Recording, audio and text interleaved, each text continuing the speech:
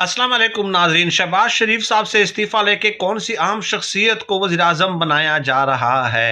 हबीब अकरम साहब के प्रोग्राम में मियाँ जावेद लतीफ़ साहब शरीक हुए और मियाँ जावेद लतीफ़ साहब आजकल बहुत ज़्यादा वोकल हैं। आप देख रहे हैं कि मियाँ जावेद लतीफ़ साहब जो दिल में आता है वो कह देते हैं।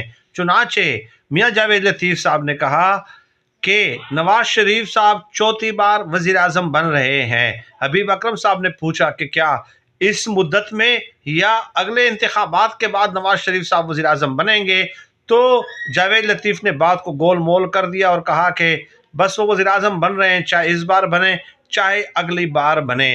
लेकिन हबीब अकरम साहब ने फिर कहा कि मैं आपको खबर दे देता हूँ कि नवाज शरीफ साहब इस टेन्योर में वज़ीर आज़म बन रहे हैं चौथी बार। ये हबीब अकरम साहब ने खबर दी और इसका मतलब ये हुआ कि शहबाज शरीफ साहब की छुट्टी करके नवाज शरीफ साहब को वज़ीर आज़म बनाया जाएगा।